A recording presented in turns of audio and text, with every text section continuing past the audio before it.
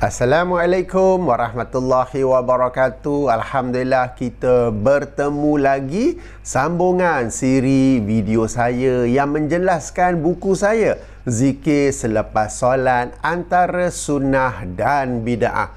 Kita sekarang masuk ke zikir yang ke-6, iaitu membaca surah-surah Al-Mu'awwizat. Yang ini surah-surah pelindung. Yang ini 3 surah terakhir daripada Al-Quran. Surah Al-Ikhlas, surah Al-Falaq dan juga surah An-Nas. Di sini saya akan bacakan beberapa hadis yang menerangkan keutamaan serta fadilat membaca surah-surah ini.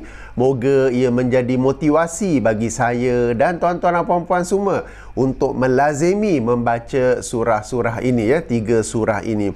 Pertama sekali saya baca hadis yang saya kemukakan sendiri dalam buku Zikir Selepas Solat di muka surat 36 daripada Uqbah bin Amir radhiyallahu anhu. Beliau menerangkan bahawa Rasulullah sallallahu alaihi wasallam menyuruh, dalam buku ini menyuruh kami, sebenarnya ada kesilapan terjemahan di pihak saya. Terjemahan yang betul ialah menyuruhku. Sebab kalau kita tengok teks Arab tu, amaroni Rasulullah sallallahu alaihi wasallam. Berarti Rasulullah sallallahu alaihi wasallam menyuruhku membaca surah-surah pelindung di dubur kulli salatin, di penghujung setiap solat.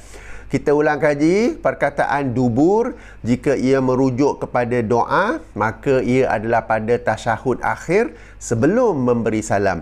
Perkataan dubur jika merujuk kepada zikir, maka ia bermaksud selepas memberi salam. Baik, saya telah membacakan sebuah hadis. Saya akan bacakan beberapa lagi hadis-hadis yang sahih dan hasan yang saya pilih dari kitab Sahih At-Targhib wa Tarhib oleh Syekh Nasiruddin Al-Albani. Kitab ini asalnya disusun oleh Imam Al-Munziri dan kemudiannya disemak dan dikemukakan hadis-hadis yang sahih dan hasan sahaja oleh Syekh Al-Albani. Hadis pertama tentang keutamaan surah Al-Ikhlas. Daripada Abu Hurairah radhiyallahu anhu dalam sebuah hadis yang diriwayatkan oleh Imam Malik. Abu Hurairah berkata, saya pernah datang ke satu tempat bersama Rasulullah sallallahu alaihi wasallam. Lalu beliau mendengar seorang lelaki membaca surah Al-Ikhlas. Surah Al-Ikhlas ni Qul huwallahu ahad sehingga akhir. Maka Rasulullah sallallahu alaihi wasallam bersabda, sudah pasti. Lalu aku bertanya, apa yang sudah pasti itu wahai Rasulullah? Baginda menjawab, sudah pasti masuk syurga. Jadi surah Al-Ikhlas ni, ataupun apabila kita membaca hadis-hadis yang seumpama, bukanlah bererti baca surah Al-Ikhlas terus boleh masuk syurga. Seseorang itu tetap perlu memiliki akidah yang lurus, mentauhidkan Allah, melaksanakan ajaran-ajaran Islam yang basic itu, perintah dan larangan. Dan apabila dia melazimi, contohnya suka membaca surah Al-Ikhlas ini, ia dapat menjadi sarana ataupun sebab untuk memudahkan, mempercepatkan dia memasuki syurga insya-Allah. Hadis yang kedua. Hadis yang kedua diriwayatkan oleh Imam At-Tirmizi, di mana hadis yang diriwayatkan oleh Imam Muslim, di mana daripada Abu Darda radhiyallahu anhu, Rasulullah sallallahu alaihi wasallam bersabda, apakah salah seorang dari kalian tidak mampu untuk membaca dalam satu malam 1/3 Al-Quran? Mereka, yakni para sahabat, menjawab, bagaimana ia bisa, ataupun ini terjemahan Indonesia, bagaimana mampu membaca 1/3 Al-Quran? Baginda menjawab, bacalah Qul huwallahu ahad, ia sebanding dengan 1/3 Al-Quran. Maksudnya pahala membaca surah Qul huwallahu ahad ini ialah seumpama membaca 1/3 daripada Al-Quran. Satu perkara menarik untuk diperhatikan bahawa apabila Rasulullah SAW bertanya, apakah salah seorang kalian tidak mampu membaca dalam satu malam 1/3 Al-Quran? Para sahabat pun jawab, Ya, bagaimana mungkin baca sepertiga Al-Quran? Okey, ini menunjukkan para sahabat ni, meskipun mereka ini memang sangat rajin untuk beramal ibadah, membaca Al-Quran, mereka ini pun okey, dalam satu malam itu lazimnya tak sempat untuk habis membaca 1/3 Al-Quran. Ini untuk kita renungi, sebab kadang-kadang kita dengar cerita-cerita kononnya imam sekian-sekian, tok syekh sekian-sekian, tok wali sekian-sekian dalam satu malam baca Al-Quran 5 kali lah, 10 kali lah, apa semua. Padahal para sahabat ni, Rasulullah tanya, satu malam baca 1/3 Quran sempat tak? Mereka pun kata tak sempat ataupun tak mampu. Ini para sahabat ni. Okey, sebab mereka bila baca Al-Quran bukan sekadar baca, tetapi baca dengan penghayatan akan maksudnya, tadabbur akan maksudnya, bukan sekadar baca. Kalau baca, kita boleh suruh handphone pun baca kan, pasang audio siap-siap baca saja. Okey. Jadi hendaklah kita semak-semak, renung-renung riwayat-riwayat yang menerangkan kononnya sekian-sekian tokoh itu membaca jumlah ataupun khatam Al-Quran sepanjang satu malam lah, 3 kali khatam lah, apa semua tu ya. Padahal kalau pun mampu mereka lakukannya, itu bukanlah adab yang betul terhadap Al-Quran. Tengok para sahabat baca 1/3 pun mereka kata tidak sempat. Dan ini bukannya calon-calon orang, ini ialah Abu Darda radhiyallahu anhu. Okey, hadis yang seterusnya daripada Abu Sa'id Al-Khudri radhiyallahu anhu, bahawa ada seorang lelaki mendengar orang lain membaca Qul Huwallahu Ahad berulang-ulang. Okay, dia dengar ada orang lain baca surah Qul Huwallahu Ahad ni berulang-ulang. Keesokan harinya dia datang kepada Nabi sallallahu alaihi wasallam dan menceritakan hal itu kepada baginda, dan dia cerita dalam cara macam merendah-rendahkan. Apa dia ni surah yang pendek itu saja ke? Kan? Itu saja ke dia tahu baca? Maka Rasulullah sallallahu alaihi wasallam bersabda, demi zat yang jiwaku ada di tangannya, sesungguhnya dia benar-benar setara dengan 1/3 Al-Quran, iaitu surah Al-Ikhlas yang dia baca itu benar-benar setara dengan 1/3 Al-Quran. Hadis ini diriwayatkan oleh Imam Al-Bukhari, Abu Daud, Malik dan selainnya. Maka jangan direndah-rendahkan orang yang sekadar membaca Qul Huwallahu Ahad sahaja. Dan berdasarkan hadis ini juga dibolehkan jika seseorang itu hendak membaca surah Al-Ikhlas, surah Qul Huwallahu Ahad berulang-ulang kali. Ia sesuatu yang dibolehkan. Riwayat seterusnya, hadis yang dikeluarkan oleh Imam Al-Bukhari dan Muslim daripada Aisyah radhiyallahu anha, bahawasanya Nabi sallallahu alaihi wasallam pernah mengutus seseorang sebagai pemimpin pasukan perang. Jadi kalau orang lain yang menjadi pemimpin pasukan perang, ia disebut sebagai sariyah. Ia selalu, ataupun lelaki itu selalu menjadi imam dalam solat untuk pasukannya. Lalu dia menutup bacaan dengan Qul Huwallahu Ahad. Bererti bila dia menjadi imam untuk solat-solat yang dibaca secara kuat seperti subuh, subuh, maghrib dan isyak, dia membaca surah Al-Fatihah, kemudian dia membaca mana-mana surah yang lain, kemudian dia baca surah Qul Huwallahu Ahad, barulah dia rukuk. Dan ini dilakukan untuk semua solat. Dia baca surah Al-Fatihah, kemudian mana-mana surah, kemudian surah Qul Huwallahu Ahad, kemudian barulah dia rukuk. Dan setelah mereka kembali, pasukan itu, mereka melaporkan hal itu kepada Nabi sallallahu alaihi wasallam. Maka Nabi sallallahu alaihi wasallam bersabda, tanyakanlah kepadanya untuk apa dia melakukan hal itu, atau kenapa dia melakukan hal itu. Kenapa setiap rakaat yang dibacakan surah secara kuat, di akhirnya dia baca surah Al-Ikhlas. Maka mereka pun bertanya kepadanya, dan dia menjawab, kerana ia merupakan sifat, kerana surah itu menerangkan tentang sifat yang maha pengasih dan saya senang membacanya. Maka Nabi SAW bersabda, sampaikan kepadanya bahawasanya Allah mencintainya. Akhbiruhu annallaha yuhibbuhu. Khabarkanlah kepada dia bahawa Allah mencintainya.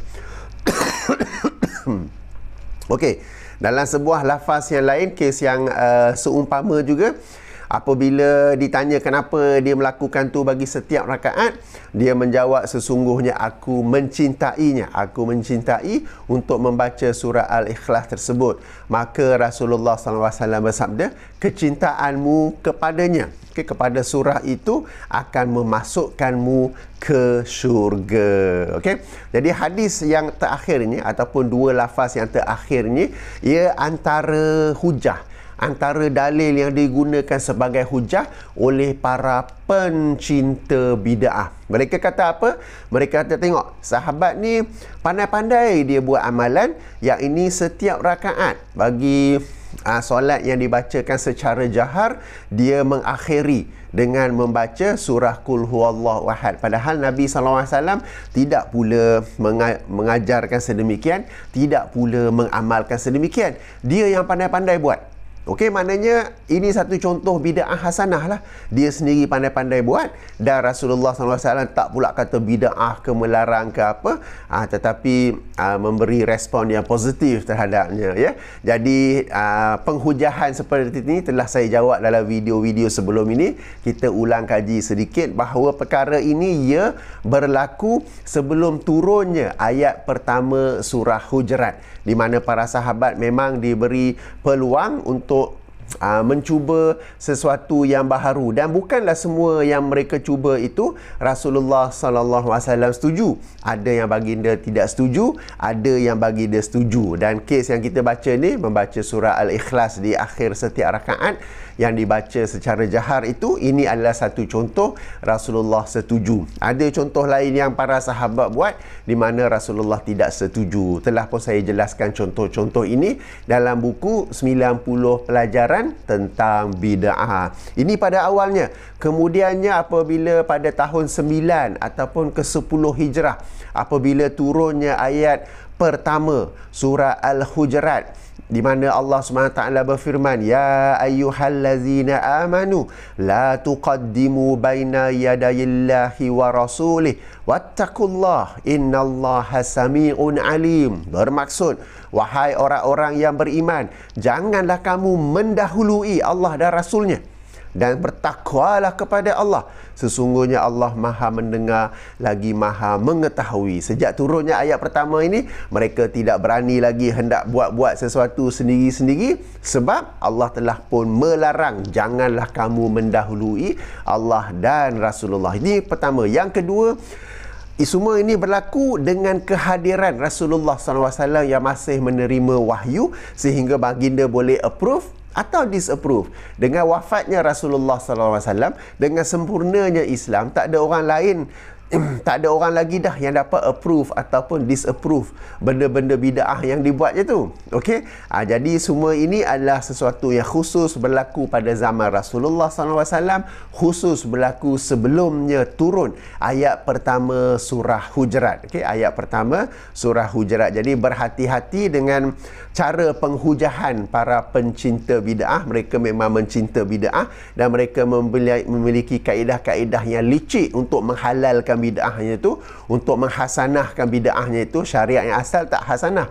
mereka nak menghasanahkannya. Jadi ini antara hadis yang lazim mereka gunakan sebagai dalil. Kita katakan ya, pada zaman awal dibolehkan kerana syariat Islam ataupun Allah dan Rasulullah SAW ingin memberikan participation kepada umat Islam pada zaman awal itu, so that they have a feeling of belonging to Islam. Kerana mereka ni bersusah payah untuk Islam, meninggalkan harta, meninggalkan keluarga untuk Islam. Jadi bagi mereka boleh. Tetapi apabila turunnya surah Hujurat ayat pertama, tidak lagi dibolehkan. Dan semua ini pun boleh kerana hadirnya Rasulullah SAW di kalangan mereka untuk approve atau disapprove. Bukan semua sahabat buat Rasulullah approve. Okey, ada yang Rasulullah SAW disapprove. Approve, disapprove, sebut apa kot bahasa? Lulus atau tidak lulus. Okey. Jadi ini beberapa hadis tentang keutamaan surah Al-Ikhlas, tentang keutamaan surah Ikhlas di mana ia adalah 1/3 Al-Quran. Ada beberapa riwayat, saya bacakan 1-2 tadi, kita sedia maklum. Dan juga seperti tadilah, kerana ayat ini, surah Al-Ikhlas ini menerangkan tentang sifat-sifat Allah dan orang itu suka membacanya. Bila sedemikian, Allah pun suka ataupun cinta kepadanya. Baik, kita baca pula beberapa hadis yang menerangkan keutamaan surah Al-Falaq dan juga surah An-Nas. Dalam sebuah hadis riwayat Imam Muslim, Rasulullah SAW bersabda, "Tidakkah kamu tahu ayat-ayat yang diturunkan malam tadi belum pernah ada diturunkan sebelumnya seperti ayat itu, iaitu Qul a'udzu birabbil falaq dan juga Qul a'udzu birabbin nas." Ini tentang keutamaan dua surah tersebut. Minta maaf ya, tekak ni lama betul nak baik ni. Alright, hadis seterusnya. Okey, aku pernah menjadi petunjuk jalan kepada Rasulullah sallallahu alaihi wasallam dalam satu perjalanan. Lalu baginda bersabda, "Wahai Uqbah, mahukah aku ajarkan kepadamu dua surah yang terbaik untuk dibaca?" Lalu baginda mengajarkan kepada Uqbah, Qul a'udzu birabbil falaq dan juga Qul a'udzu birabbin nas. Hadis riwayat Imam Abu Daud. Dalam sebuah riwayat lain yang dikeluarkan oleh Imam Abu Daud juga, Uqbah menerangkan bahawa tak kala saya sedang berjalan bersama Rasulullah sallallahu alaihi wasallam di antara Juhfah dan Abwa', ni antara dua tempat lah. Secara tiba-tiba kami diselimuti angin dan kegelapan yang tebal.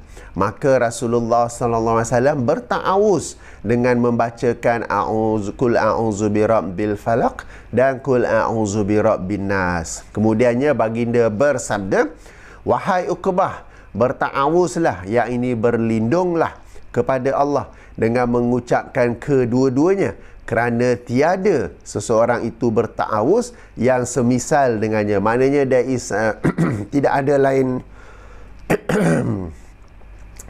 lain yang lebih baik daripadanya. Sekejap ya, minum air.